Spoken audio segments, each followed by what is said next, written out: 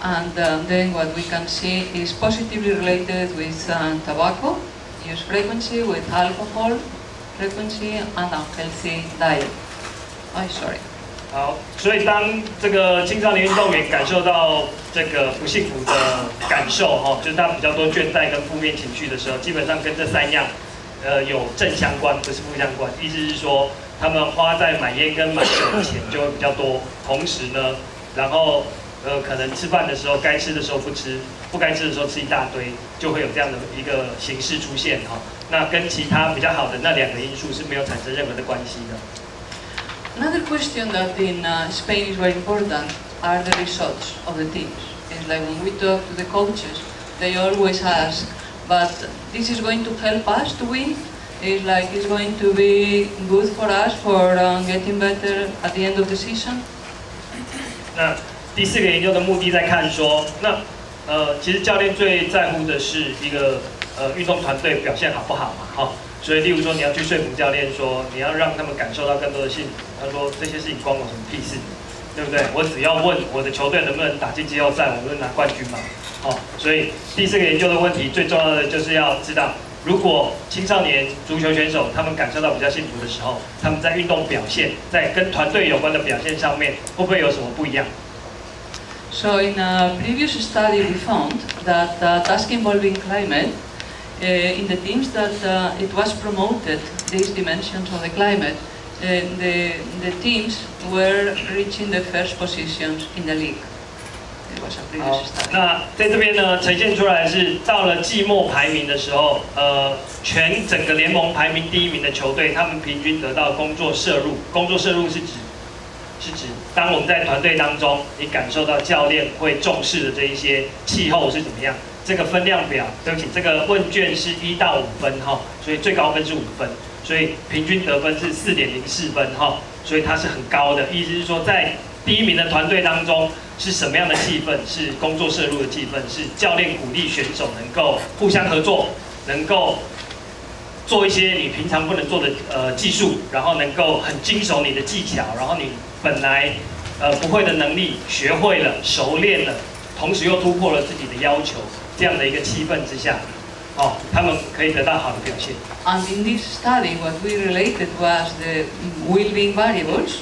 The 2 ones that were significant with this was vitality, subjective vitality, and positive affects.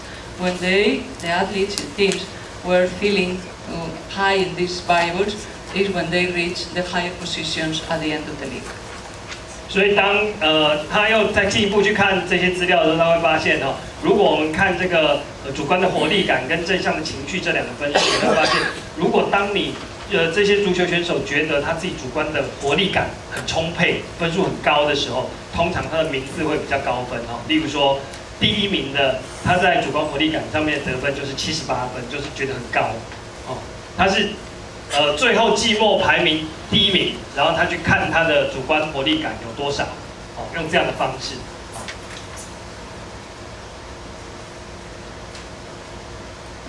And the other question I'm going to relate now, we know that the climate has positive implications or negative implications, but the question we are going to ask is, why has the style of the coach positive or negative consequences for the players? This is the point now. We know that it's positive or it's negative, related with well-being, related with lifestyles or health-related behaviors. But why is this happening? We are going to talk briefly about the mechanisms, why this is producing.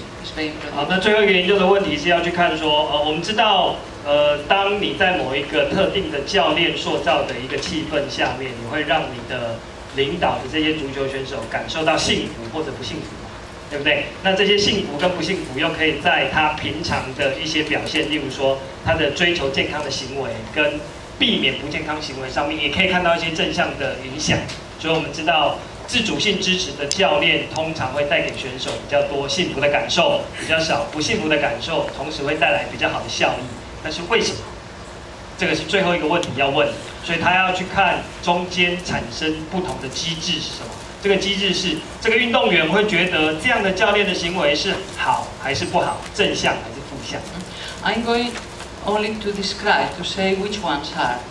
And you have in the book the description, even the research we conducted with these mechanisms. So I'm going there, and then the first one that we are going to talk about is basic psychological need satisfaction. It's like with this theory, we know that if the social environment is empowering, it's like we know that well-being is promoted, like we saw before.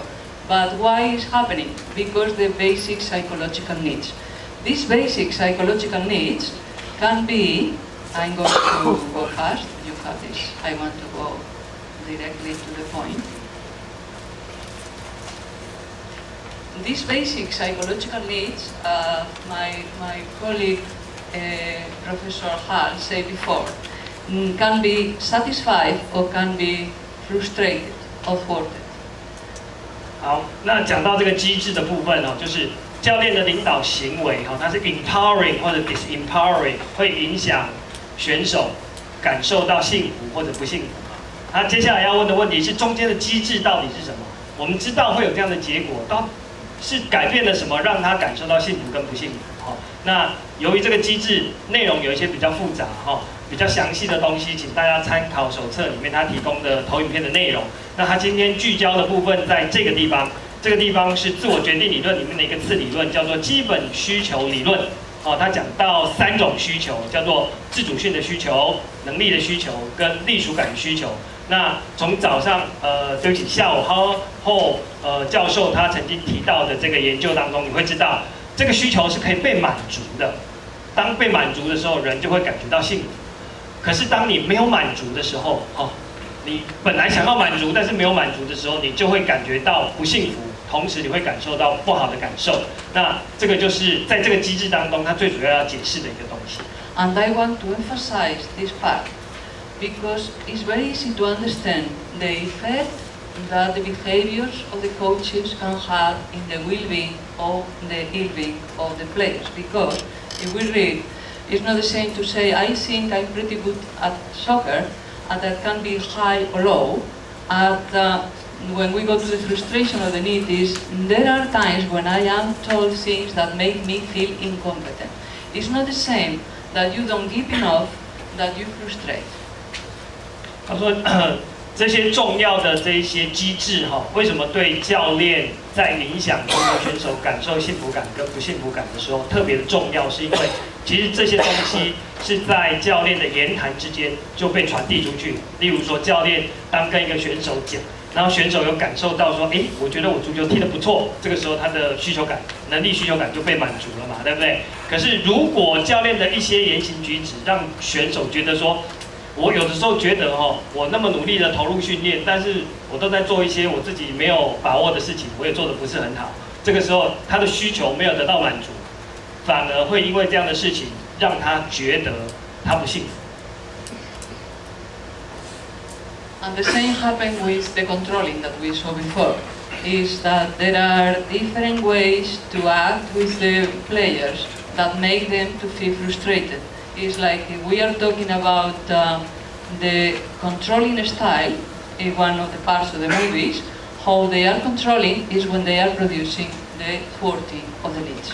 好，所以当教练使用所谓比较控制型的教练的领导行为去领导他的足球选手的时候，在他跟选手彼此沟通跟这个传递意见的时候，很容易这些言语就会让这些足球选手觉得他们并没有在基本心理需求上面得到满足。